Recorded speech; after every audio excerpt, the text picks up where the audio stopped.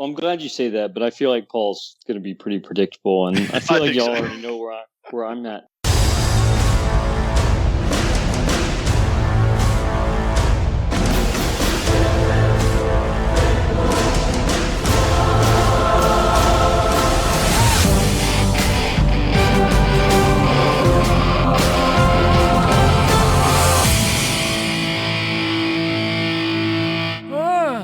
Webway has finally brought you here. Behold, Forge the Narrative. Hey everybody, welcome to Forge the Narrative. My name is Paul, your host. I'm joined by Tanya Gates. Hey everyone. Adam Camilleri and Red Powell. Do you want to go, Adam, or do I? I was being polite and waiting for you. Is this one of those Canadian standoffs? No, he said your name first. I was just waiting in turn. Oh, fair. Hi, my name's Adam. I'm happy to be here. And this is Red. Good recovery. Thanks, Adam. I've only been doing this show for like 57 years. Yeah, what are you, new? What are you, new? It's a fresh take on things. We are off. I'm surprised I'm saying words right now after the beating I took over this past weekend at the ATC. For the team, Paul. But it was for the team. It was for the team. Absolute great time. I don't think we talked enough about the ATC into the run-up, but if this event is not on your radar to attend next year, you absolutely should. Run by first-class people. And it is actually in a great venue this year, especially compared to previous years. And, that team environment's hard to beat. So how'd you end up doing? We got 11th place out of 68 teams. Decent. Congratulations. Yeah, I mean, great. Oh. You couldn't tell with the way we were struggling. I shouldn't say that. Actually, I'm a little bit of talking it up here. We actually had a great team dynamic. Red was on the team. We'll talk about his performance in a second. Ryan and Cooper Schwarz joined us on the team. Ryan playing Ynnari, Cooper playing Death Guard, Carter Leach playing Chaos Knights, me playing Blood Angels, and then Red playing Necrons. It's a strong lineup. List-wise, you guys picked pretty well. And like I said, despite Carter, the fact that I'm kind of talking up the troubles, not the rest of the team that I had, but it was kind of in the strategy of how you pair the teams. Is if people aren't familiar with it, it's 5 players per team, and you roll up to the table, you roll a die. The winner gets to pick the first table, and the tables have kind of a descending density of terrain as you go across the tables, and each captain puts out one list, and then get to review that list for a second, and then they choose 2 lists to put out against the opponent's list.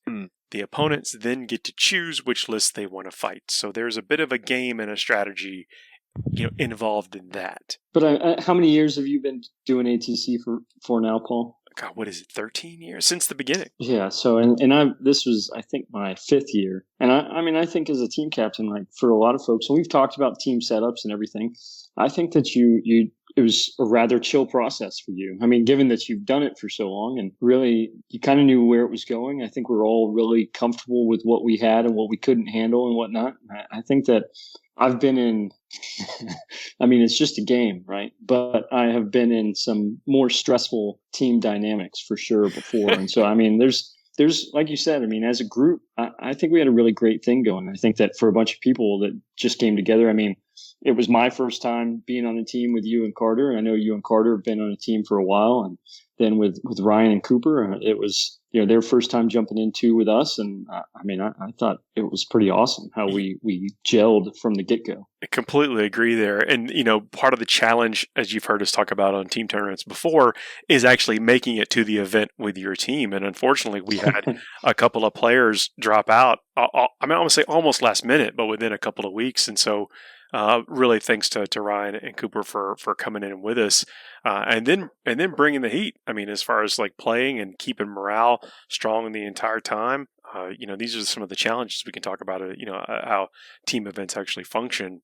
But again, I can't understate that I had a blast, and I got to eat a bunch of tacos. All the important boxes were ticked.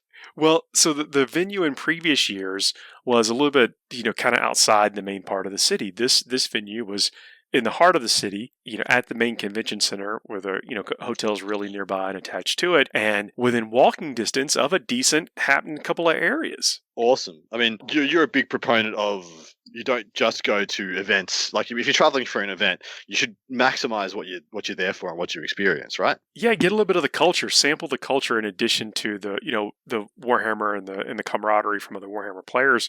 Get out there and check out the cultures. And I found within walking distance, there was like a little diner. And I love little diners, especially because you get to see a lot of the culture there right next to the place. And I just kind of zoomed out on the map a little bit. I'm like, what is 423 Taco or whatever?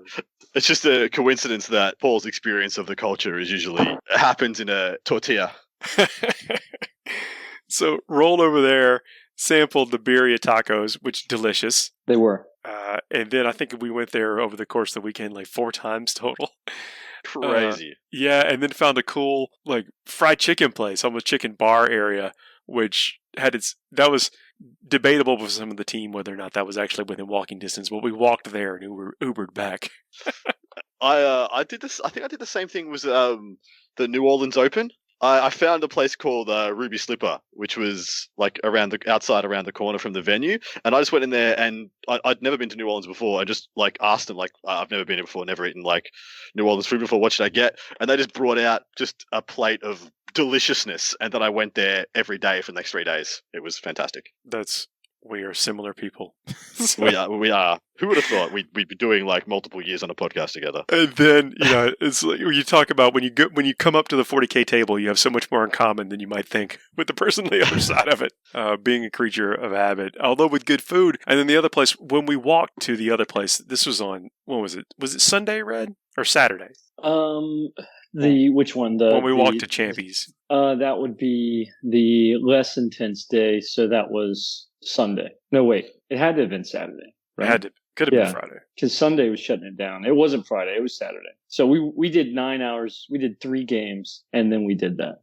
But walking there, we walked. Apparently, right there in there's a commune, or not a commune, a communal area, and they had live music there playing both nights, both Friday and Saturday. Nice. So we walked past there. We sat up, listened for a couple minutes. We were walking by, hit the restaurant. There were some other teams there as well. So it was cool to hang out, when you're not rolling the dice. To do the whole like Icelanders and Mighty Ducks thing and like just kind of staunch them.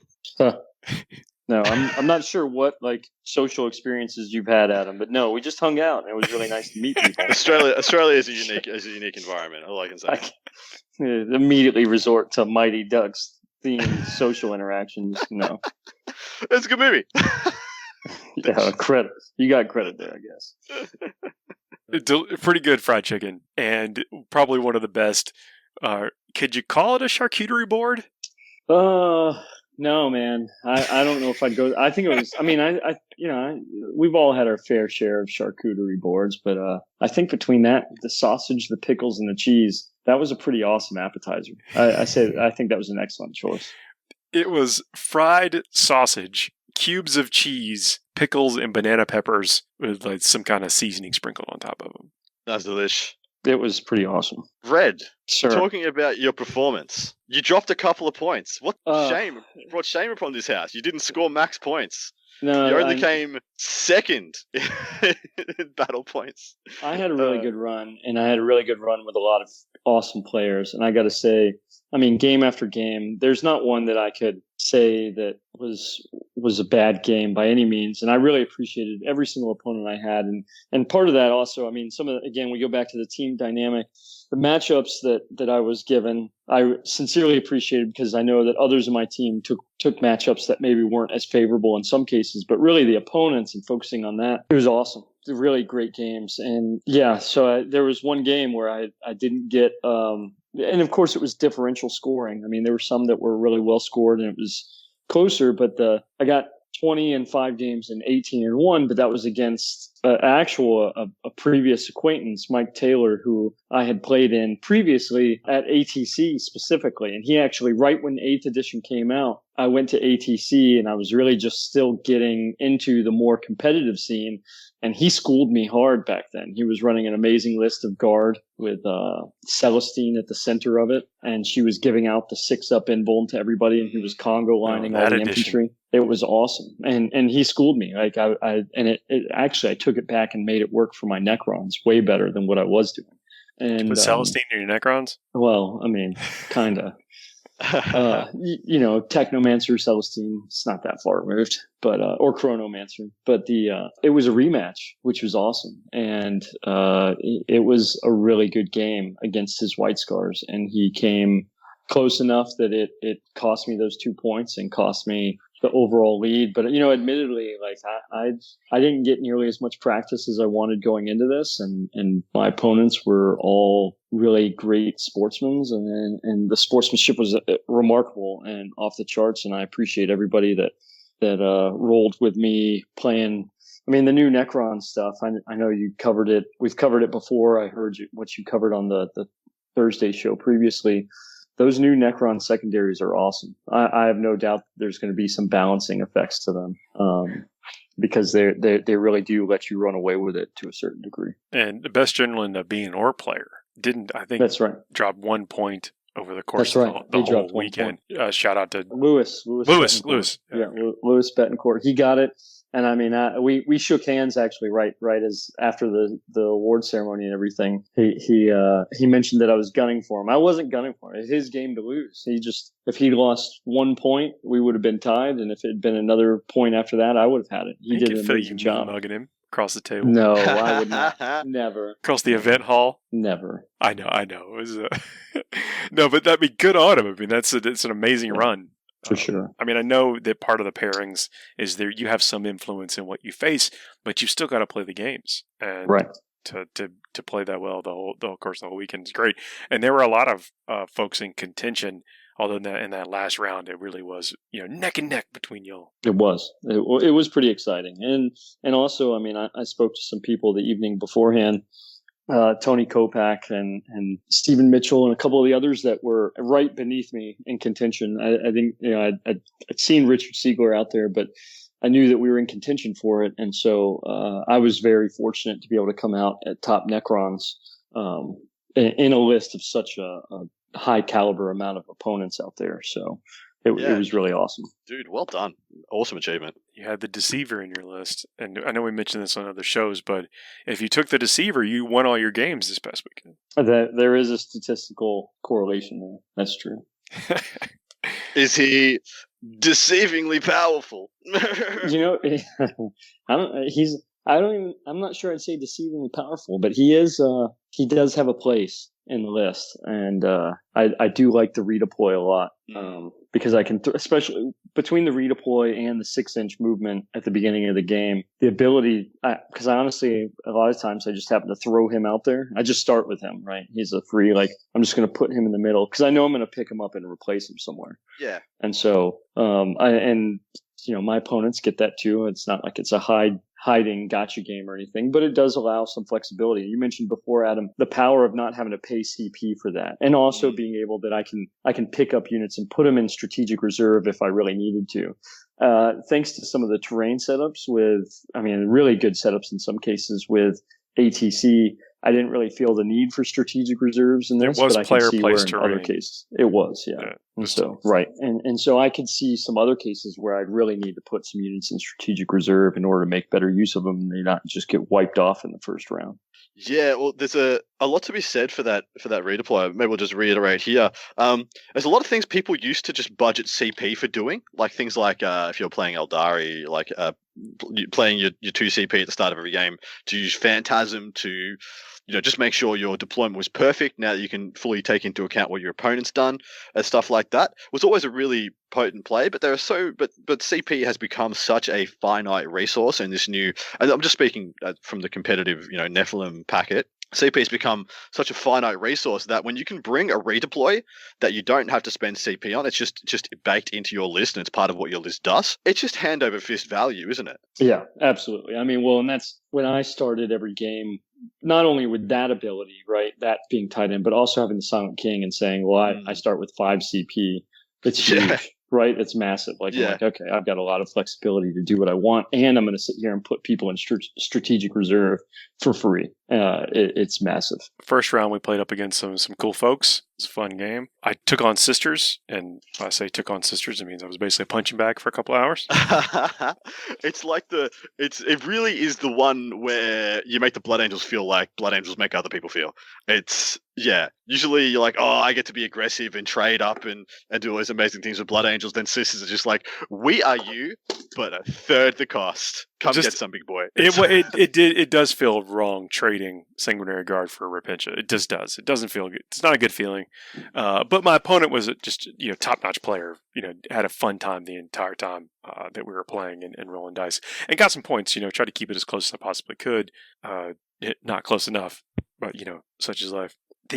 What surprised me though is the next round playing against a Tau player, and incredibly nice guy, but was almost like on a PR campaign for Tau. Like, just wanted to let me know that Tau were, pretty cool, and he doesn't like the rep or doesn't didn't want me to buy into the rep that he thought that I might think Tau. Or I'm like, dude, it's cool.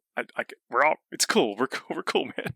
Has he succeeded in his PR aims now that you've mentioned it on the podcast? I don't have a problem with Tau, but how it is with armies, they only compete in one phase, and I think that people can sometimes kind of get the when they feel like they're spending a lot of time just removing models in the shooting phase, that maybe that's what it is, and maybe that's what he has to deal with. So, maybe his local play group gives him a hard time. But keep on, man. I had to tell you, a solid list, and gave me a sound but fair thrashing.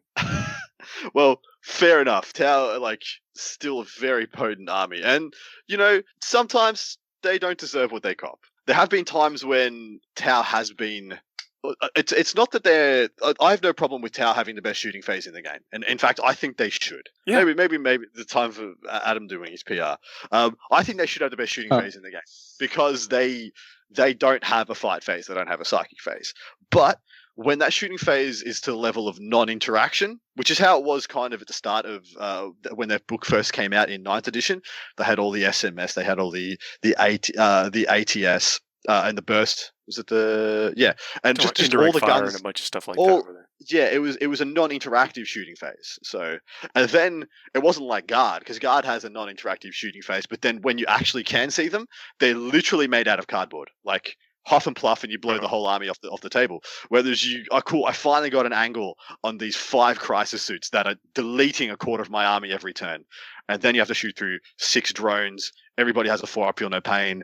One guy's a 4-up, feel no pain. Everyone's a 4-up invul, and you're like, okay. I don't want to blame dice, but I could not make a save. I could barely muster up a challenge. It was bad news. But the guy played really well, and did not give me an opportunity to climb back in the game, which is, what a good general should do, especially when trying to get points for his team. That's it, man. Yeah. And that was Friday. Then I think we had some more tacos and some moon pies. That's a story I don't know if I can share. Oh man, yeah. There's some intense attachment to moon pies over that last weekend. I get it. It's a cultural thing, right? Like, that's where they're made out of. And I was not really clued into that, but yeah, there was some real attachment to moon pies here. But besides that, I mean, my game, I had, my first game was against Death Guard, and that was interesting because I had not really gotten to experience the Plague Marine spam. And there was one instance where, there's a couple key moments, right? And so, Adam, this is a freebie. You didn't even ask for this. In real world Tactica, if you want to call it, there's this thing called the decisive point.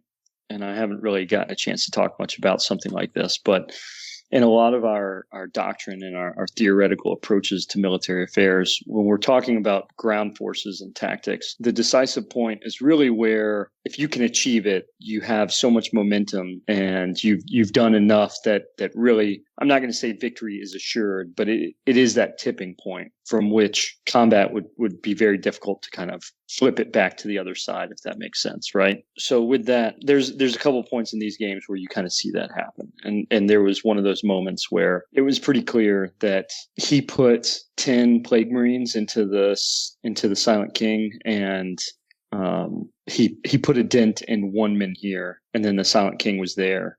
And I shot with him in the shooting phase. I fought with him, and then I shot with him, and then I fought with him again, and the Plague Marines were gone. And that was kind of a big deal.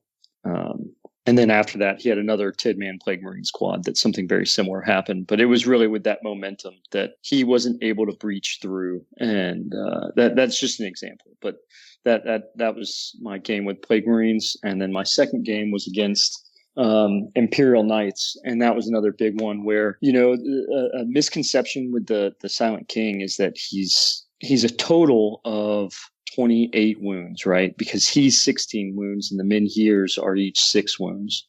And there's the idea that you can see him through terrain, but you cannot, because obscuring is, if the model is 18 wounds or more, you can see it through obscuring terrain. And so you can't see the Silent King through obscuring terrain. And my opponent, I think, was leaning in that direction. And when we went over that, and then I was able to see the Imperial Knights through the terrain, it really became kind of a one-sided deal, as I was able to remove a big knight and 2 small knights in turn 1. Ooh, ouch. Yeah, that was, again, like achieving that decisive point where you have enough tactical momentum definitely makes a huge difference. And focusing on that to a certain point, understanding that. But I mean, all things considered, that it was there was a lot to that.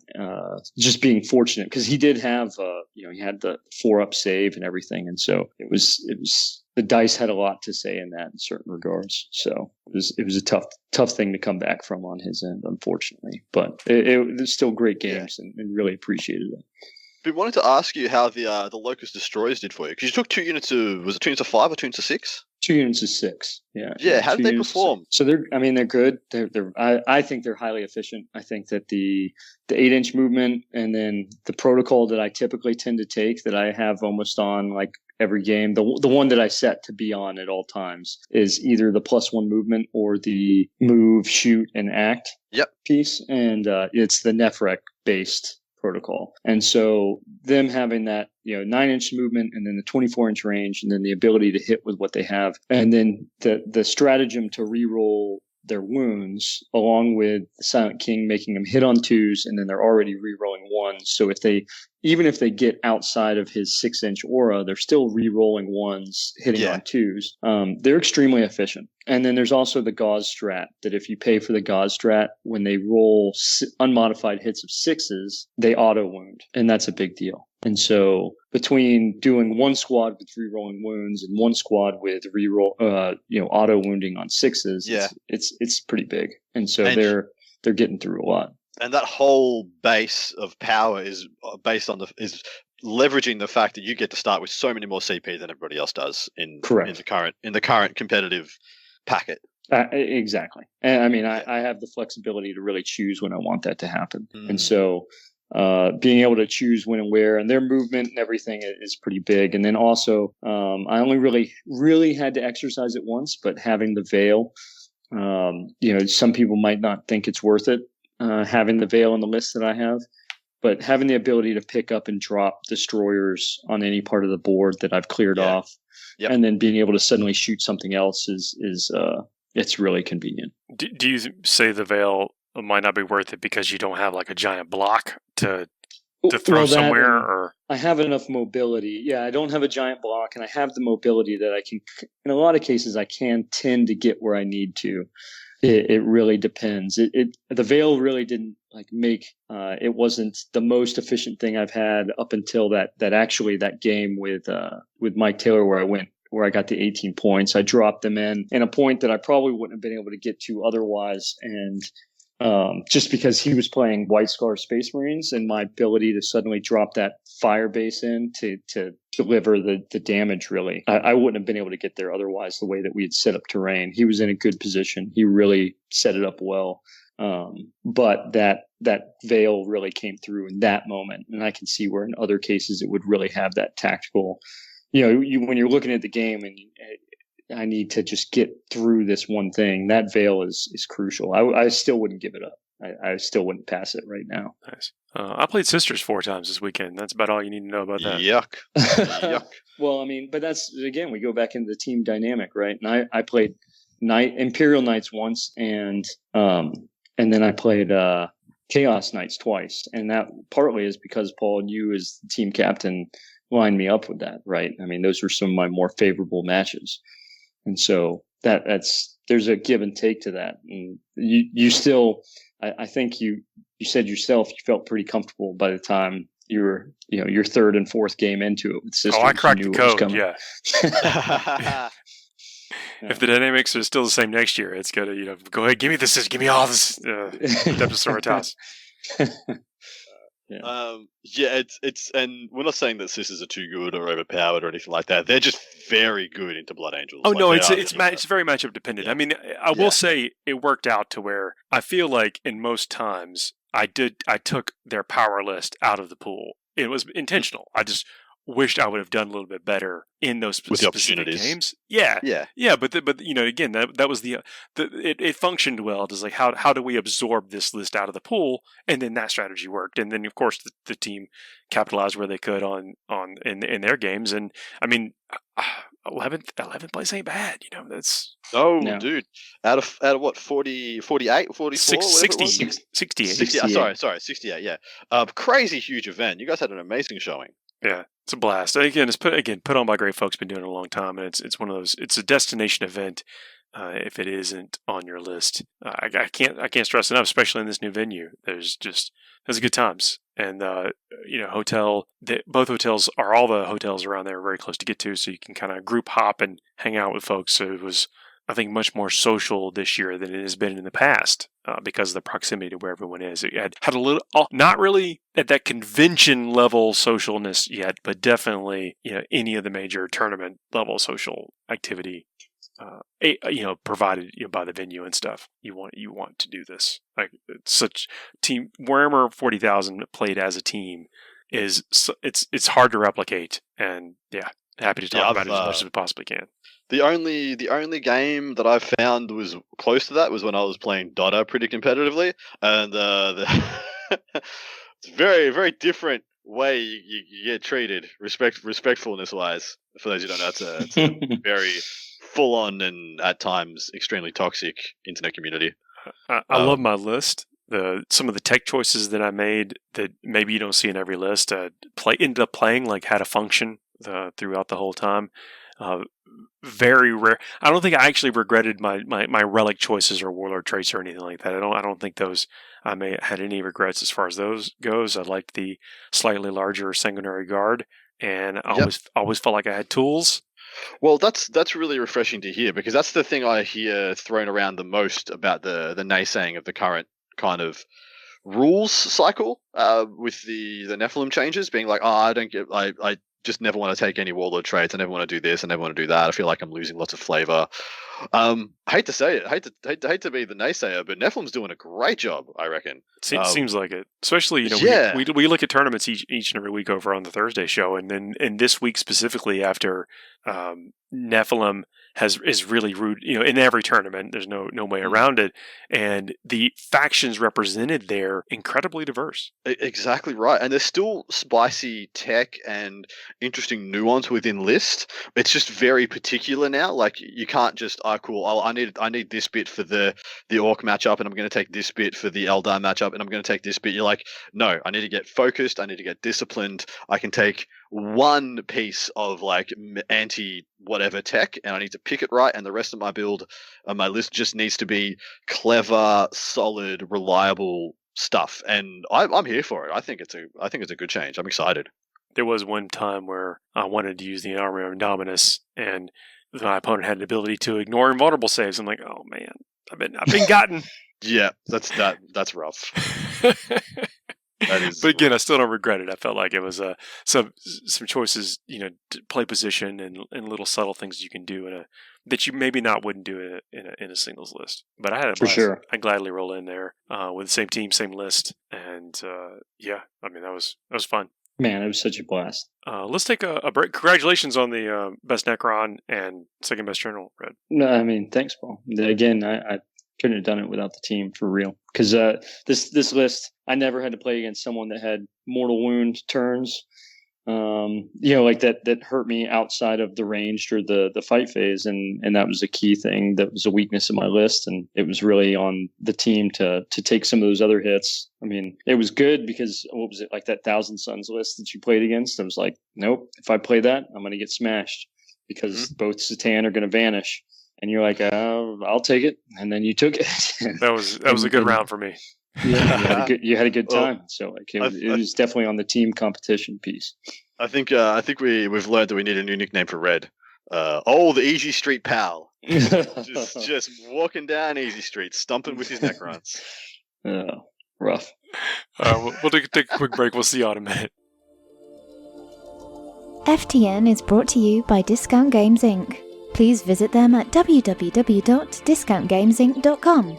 And don't forget to ask Jay about ways to save even more on your hobby projects.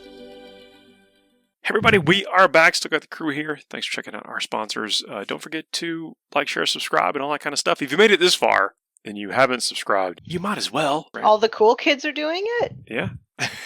I like that little trail up at the end there. I'm really bad at peer pressure. Get a shirt. That's the only way we eat. I'm kidding.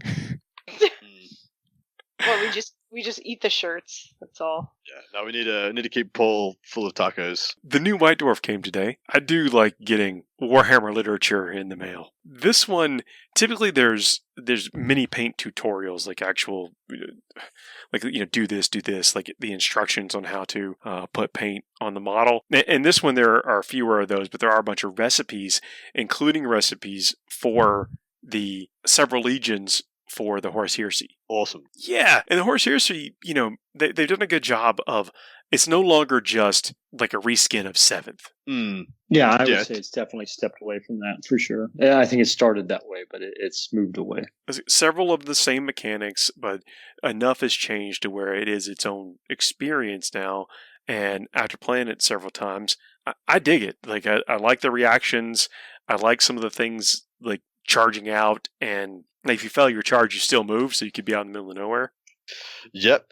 See, it's interesting because that's like a Warhammer Fantasy trope. Was you failed your charge, you stumble forward. Failed the charge, stumble forward. And I think it's cool. I think there are so many elements of the Horus Heresy that they've added that have it feeling the same way, but have injected a lot of, I don't want to say life, but a lot of more interaction into it. I found that I play a game of the Horus Heresy, and a lot like what Stratagems did for 40k. It's something that you get to do and monitor and be accountable to in your turn, is what the reactions have done for Horus Heresy. Because I mean, a lot of people have talked about possibly moving towards instead of a U-turn, you have a turn that could last, up to an hour sometimes, and then I have a turn that can last up to an hour sometimes. There's like individual interactions within each turn that kind of keep both players invested. I think Horus Heresy yeah. I think Horus Heresy has done a really good job of that, because that was one of the issues with 7th edition, right? Like, you could almost at the gaming table at a tournament be like, you're going to have first turn, I'll be back in 27 minutes when you want to start your shooting phase, and then you come back, roll your saves, and you can leave again and go do something else. Like there was really no point for you being there during your opponent's turn apart from rolling saves. And 40k in 8th edition made great inroads into making every turn engaging experience for both parties, and Heresy's done that again in its own way as well. With the Marines, you are playing with similar, I guess, profiles of models if you're especially using the base set, and so how you differentiate them is through the colors. And the Legion colors, back before they were broken up into chapters and what have you, sometimes look slightly, sometimes look radically different than their 40k descendants. Yeah. Looking at you, World Eaters. Death Guard? Yes. Yep. Death Guard. Well, I mean, that's again. We're so in both cases here. I think the Death Guard. Do you really think the Death Guard changed their paint scheme, or do you think they just rusted out? Do you really think the World Eaters? Yeah. Do you really think the World Eaters painted their armor red, or do you think they just bathed in blood? That's really, actually. I think cool. we're taking an unfair turn on these armor schemes here. Yeah, at some point, do we think a World Eater like champion stood in the mirror, sizing himself up? He's like, "This just won't do," you know. You know who did paint theirs different though, and not with any sort of utility sense? Dark Angels, Adam. They did for it. what? Like, I want to get to a point in the lore, in the fluff, where they come to changing their armor color, and I want to know how they're going to justify it, because there's no reason to justify it, because after what happened with the Fall and what the Caliban Knights did, turning on the rest of the Legion, why would you want to paint yourself green in homage to Caliban? They betrayed you guys. Yeah, but you got to be able to, when they show up later, when they pop out of their little warp storm because they've been sitting in it for 10,000 years, you got to be able to tell them apart. Oh, that dude just showed up. He's in black armor. Yeah, we got a problem. We got to get rid of him. That sounds like a real reason. That actually does. Yeah. But at the same tone, if don't hold anything against me for common sense here. I'm sorry. That's true. It's very true. But with the amount of crazy heraldry that the Dark Angels have, surely they could just like slap a different knee pad on or something. But you're fair. That's actually a really good point. Do you know one that always got me? So Raven Guard, right? I was literally at a club last night talking to this about with some mates. Raven Guard, when you hit veteran status in the Raven Guard, you paint your shoulder pads white. Yeah, you stop being stealthy. I was about to say, it's the most counterintuitive thing I've ever heard. It's like, cool, you have survived long enough and proven your sneakiness. Let's make you worse at that now. in homage to your proficiency. That is actually one of the most baffling things about there's a certain amount of like mysticism to a Space Marine. Space Marines are inherently stealthy. They can sneak up on no matter what color their armor is. There was a beautiful bright yellow. Yes. In the lore, there's a beautiful exchange. I think it's in the Conrad Kurz Primarch novel. There's a brilliant exchange between Korax and Kurz, where Kurz is kind of lamenting the fact that he saw Korax as being treated so much better by the Emperor than him, because Korax got all the brand new Corvus armor, which enhanced his Legion's abilities to do all the things they were built to do, and he's like looking at his raggedy, messed up, murderous like sons, and he's like, we could have been you guys, but we didn't. That kind of stuff. Sorry, pointing that out. I just think it's awesome, an awesome lore drop, a bit of lore knowledge. Yeah, I'm a fan. So in here, there's some cool recipes to get these color schemes on your models, and so if you're looking for a place to start, these are in the back of the White Dwarf, and they look good. So nice to have examples. And knowing where to begin, maybe what paints to get, because I will say if you're just getting into this, you kind of be surprised at how many paint pots you have out in front of you when you're painting just one squad. At least that's probably a topic for another conversation. Question: we could be very tropey about this and just result to type, but who's got the best heresy color scheme of the legions? Because I've got a choice, and it might not be the one that you think I'm going to say, because it's not Dark Angels. Dark Angels do not have the best heresy color scheme. Well, I'm glad you say that, but I feel like Paul's going to be pretty predictable, and I feel like y'all already know where I'm at too, and so I feel like there's a little question where Adam really just wants to hear himself make this like really interesting exposition. Go ahead, Adam. You're exactly right. World Eaters have the best heresy color scheme by far, hands down, easily. I feel like he's pandering now to the crowd. White it's and blue, like a reverse ultramarine color scheme. It's gorgeous, and it's the blank canvas to every spot of weathering. Where does gore and red show up best? Bang, white and blue. Like, it makes it so poignant. Every extra detail you add to that army, I think it's the best heresy color. Here's a question. Tell me if I'm wrong in the comments. Yeah, for the panel, is it for the blood? Because when you're dealing with textures and shines and what have you, would you go with the blood for the blood god? Now, don't let the name fool you, because it's got a real shiny, a glossy texture and finish to it.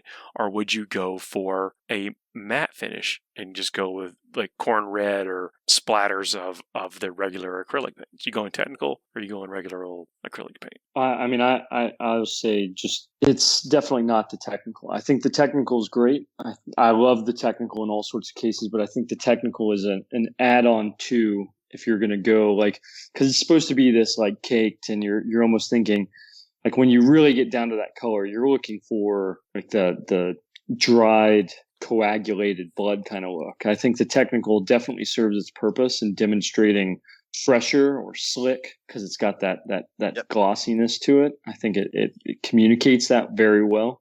But I also think that it is not the answer to overall for the World Eaters in their transition. I think that it's definitely a matte red kind of color. I think that I've seen a lot of different approaches to it, and there's some great ways to go about it. Like, how did they actually get there in the transition they're in, and what that armor can start to look like as it goes along. But I think the final product is definitely a matte red with the additional use of the gloss and the technical on top to certain areas or certain effect. If we're talking pre-heresy, it's personal preference, but when I paint my models, I like it to be somewhere near the beginning of the battle. So like I don't do a lot of weathering or anything like that. So I would probably paint them pretty clean, and then I would varnish them, and then I would use blood for the blood god and like a toothbrush to like flick the paint onto them.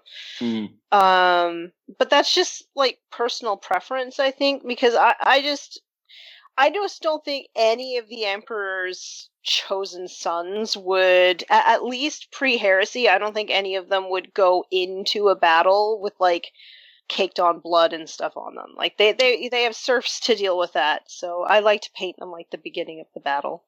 I should introduce you to the Iron Warriors. They were known notoriously for not Never cleaning their army. They're pretty dirty individuals. But I do like that. That's a good perspective, because it is the force you put together. I like the idea Tanya thought about the period in time she's representing with her army.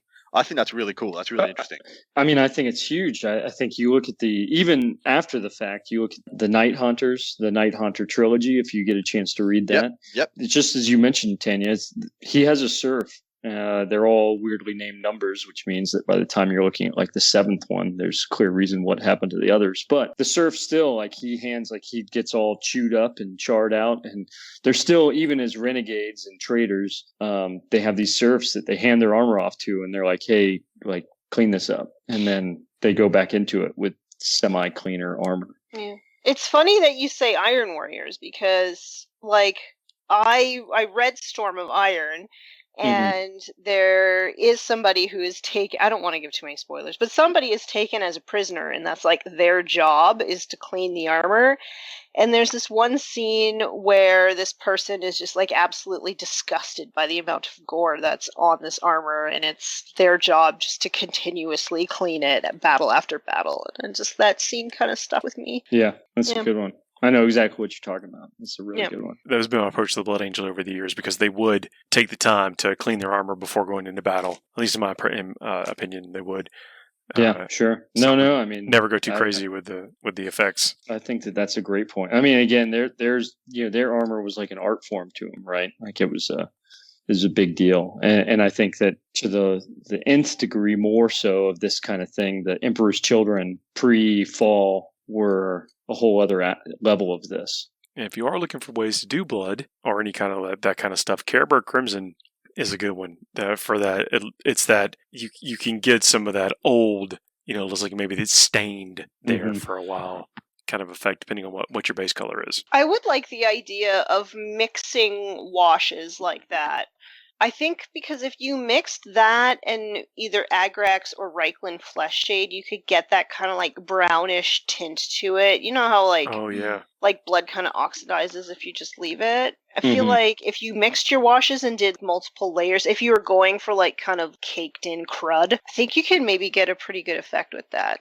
You can mix everything. Put a little blood for the blood god to get some texture in there. And then put the stuff over top of it. Then you've got some pretty gnarly stuff. Yeah. I don't mind that. I was a big proponent of doing my guard army. I'd use a lot of typhus corrosion, just like in tracks and a bit of mud splatter here, there, and everywhere. And I found don't let the name fool you. Like it's a gritty. It's got texture. Awesome. Yeah, I love it. Yeah, I really I big fan.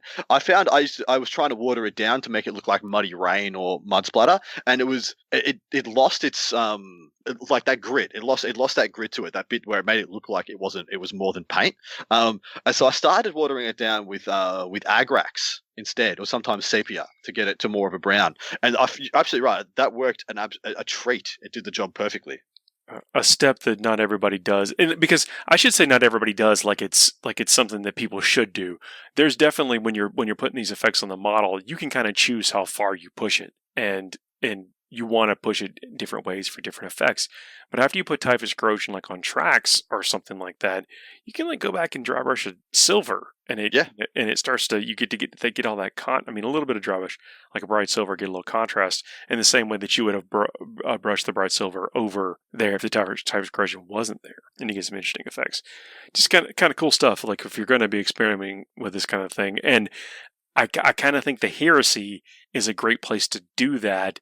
Because with the frenetic pace of the battles and they're basically fighting for, as soon as I say the amount of years, I'm going to be told I'm wrong, but I think it's like 2.5 years or something, continuous battle from the start of the turn to the Siege of Terra. I thought it was quite a few more. I thought it was like over a decade, or was it 7 years? I'll Google it real quick. Yeah, Google. There you go. I'd rather it's just endlessly debated. Yeah, I was ready, but the Crusade was 200 years, and then I think they just and we're turning. Yep. This is going to be nine Terran years approximately. 2.5 years actually mattered. Yeah. Well, there's a lot of gaps, They rocked up on this fan. It all went to. They stuck around for a bit, had a party. Off we go. Blood Angels only have one book, So I weird. What kind of parties you're Australian? Never mind. Yeah, when you think you've won, as soon as Istvan, as soon as the drop site massacre happened, a lot of the traders were like, well, we just won, right? We just literally broke their back, and then we're just going to skip off to Terra and put the nail in the coffin. There was a bit of a sense of, wow, we just annihilated 3 legions, or was it 4 legions? 3 legions, yeah. Wow, man. Too soon? It's elementary day, I guess, today. But I get the way they do the writing and the pace of the stories and stuff is like there is continuous fighting, and so there maybe not time to clean up all the armor or whatever.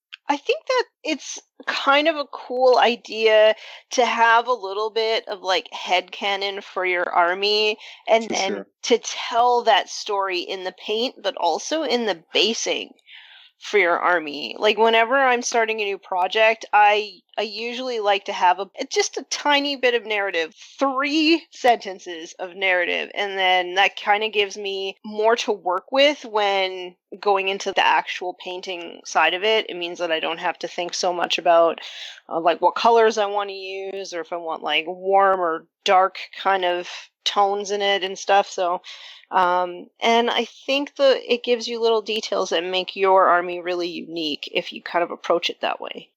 For sure. I think it's important. I think it's critically important. I mean, it tells a lot of where the army's been and what it's been through and those kinds of things. I mean, as Adam mentioned, the shattered legions and where they've gone through and what they had to do to come out of Istvan 5 particularly. There's a lot to that. And some of the others, I mean, if you were the Blood Angels, for example, and you're doing, this is the 5th company after Cygnus Prime, there might be something to that. I love the idea of one day doing a better Garmin with Blood Angels army, where I'm a fat cat on a mountain of money in my retirement, and I buy a Warhound Titan and just break it up and use it as basing, just Cavaliers, because there were so many dead Titans on that battle that you just have all these beaten up, gnarly, injured Blood Angels just standing on the wreckage. That's a story. And especially with the Heresy, you are looking. It's got that kind of different feel to it. So why not experiment with some hobby techniques? Yeah. I have a question about Horus Heresy because I'm kind of ignorant to how it works.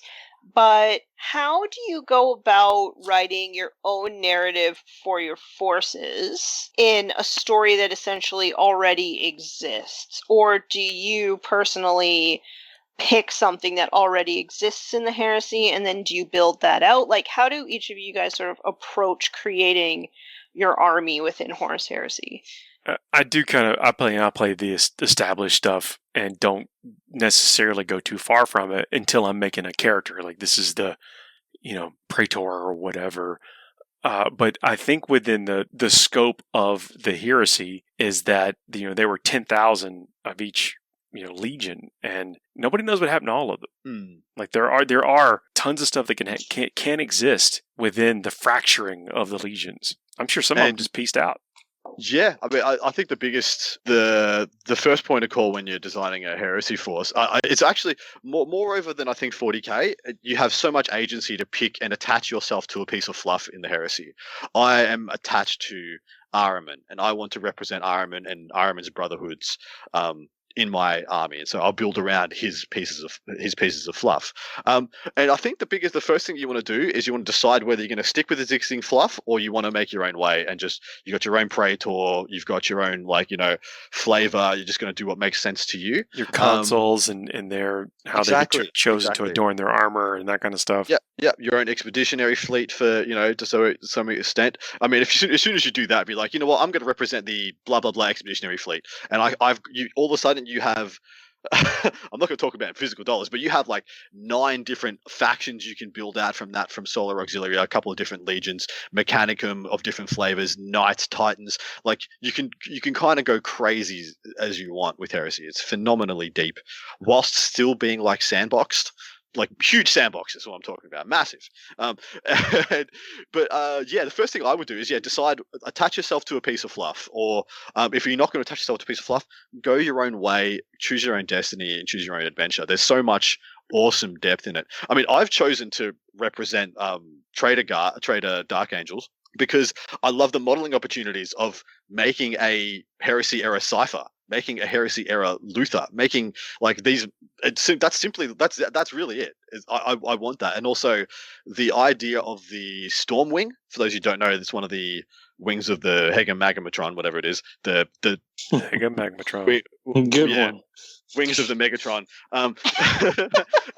It's because that's all the rank and file of the Legion. That was like when they first made the Legions Astartes, like it was all built around the rank and file core 20 man Astartes infantry bricks. And that feels like what the traders are on Caliban. They've just got like tens of thousands of raw new recruits, but not as many specialist troops. But you get to put this one if you don't know what the Stormwing is, usually you have blocks of 20 infantry with one essentially pseudo special character joining, like a centurion joining that unit. And so that's an old Calibanite veteran, an old member of the order who's just grizzled and been through it all with these raw new recruits that haven't left Caliban yet. And I'm so attached and invested with that fluff that I'm willing to pay. I think I'm going to go for 60 rank and file tactical Marines. So yeah. Heck yeah. And also think of it this way, is that we know Sigismund's story. We know the origin of the Black Templar and that kind of stuff because the authors have chosen to tell it. I think there's room that you have to kind of almost imagine that those other types of stories and other people being forged in battle and choosing their own path, especially at this time of reflection for these warriors or whatever, is probably playing out in every legion. But even in Sigismund's storyline, you can build an army around so many different parts of his fluff. Like you could build a Shattered Legions Sigismund's army that is at the Siege of Terror, because it's him and a bunch of whoever is brave enough to stand with him in the breach, and you can build a Shattered Legion army around that. And or you can go, him and his pristine peak, during the Crusades, before the fall, before any of that happens, like right at the start. It's phenomenal how crazy you can get with this. And then worst case scenario, you'd be like, well, just Malkador did some stuff. Right. Well, I mean, I'm a huge fan of especially, everyone's very familiar with Istvan 3. There's a lot of books that play on what happens after essentially the main 4 there. The was it the World Eaters, the Emperor's Children, Sons of Horus, and who's the next one? Death Guard. Death Guard. I mean, they all purged themselves. Was the Death Guard there at that one? Was it when they were? That's where the Flight of the Eisenstein leads from, right? That's correct. Yeah. Absolutely, it is. Yeah. So those 4 purged themselves, and all the other legions had similar purges to different extents, to a degree, and so like the Iron Warriors weren't really covered in their own book necessarily. But that, again, the space that is left for people to develop their own, I absolutely agree. And with mine, from before Horus Heresy 2.0, I was playing a loyalist Iron Warrior faction. Like, that was where my headcanon was. That leads into my Space Marines, actually, that I have, which are, and it's kind of been alluded to in some of the newer books that have come out with the Primaris Marines, where Call suggests that he's like, hey, I've got the traitor gene seed. We could open that up and we could make a whole new, essentially, legions off of this stuff. And Gilliman turns him down, but my Gilliman's a wet blanket. my Space Marine chapter is based off of essentially that premise that the Iron Warriors, like, it's the loyalist gene seed that was kept and is now being used to make this chapter. And so that's the kind of fun I've had with it. I've enjoyed that a lot. Now, I haven't got to dig into the rulebook of 2.0, but I know that they've made some more stark differences between what it means to be loyalist or traitor. So I'm really interested to see that. And that opportunity is there for each legion. Like, it gives you, correct, are you with this or that? And so, because these stories are not talked about in the books themselves, it doesn't mean that the rules don't allow for them to play out. That's right. Yeah, they've made some efforts to make it open. And then, as far as like painting goes, I mean, I think there's opportunity, especially with things like the Black Shields. Isn't that where they got to? Yes. Well, so the Black Shields being like the ones who either they're Shattered Legions or they're ones who were part of the, we've talked about the Outcast Dead, like some of those that remained loyal, that belong to the traitor legions. Some of them became Black Shields that, until they proved themselves otherwise, they stayed on that path. And so there's some really cool stuff that can be out there. I mean, even we talked about the Black Templar and everything, there's a whole shame factor associated with their color scheme and everything from what Dorn kind of reprimanded Sigismund for and everything. So there's some really cool ways to go with it and what you can change and how you adjust it. I love the Horus Heresy. I know it really does highlight Space Marines for some people ad nauseum, but I think that it's got some great stuff. Yeah, and I wasn't necessarily kidding when I said Malkorder did it or could have done it, because he had the whole. I mean, there's what he's actually planning to do with the legionaries that he has assembled to send them to Titan. Who knows, right? Wink, wink, nudge, nudge.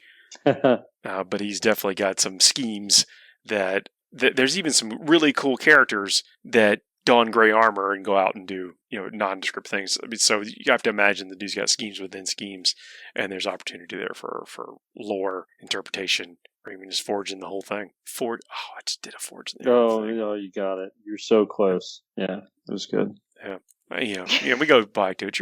Your models, whatever you want. But the book, the actual rule book, and the Astartes book for Horus Heresy does allow for stuff. Like, in my mind, there are 0 traitor Blood Angels, but could be a couple. Yeah, you keep telling yourself that, Paul. Crimson Path is pretty wide. But I'm looking forward to playing more of this game. It's fun. It's not just the reskin of 7th like we talked about. It absolutely is its own thing and presents some cool new challenges, and you'll have some interesting interactions games, which is all you can ask for, really, and a cool reason to paint some more Marine models. Yeah, I originally was not even interested in Horus Heresy. It's not that I wasn't interested. It's just it's a pretty big buy-in to get into it properly. But my husband really, really wants to play, and I have enough firstborns that for Space Wolves that I could hobble something together in proxy. So in order to sort of facilitate his want to play, I'm probably going to end up playing as well. But actually, I'm starting to get excited about trying the new system. So who knows? Maybe I will end up buying in eventually. Yeah, nice. Yeah. Well, yeah, that's our show this week. Thanks for letting us recap the ATC, talk about team tournaments. If you are considering getting into team tournaments, happy to talk more about it. Hit us up in chat or on Twitter or Instagram or whatever. Plenty of people. If you are like, is it the event starting to get announced or what? There are other team tournaments out there, but if you don't have a full team, join the groups where people are talking about it. I'm willing to bet that other people out there would be in that same situation that'd be willing to join in with you and assemble a team to come participate in these things. You will not regret it. We will see y'all next week. See ya. Bye, everybody.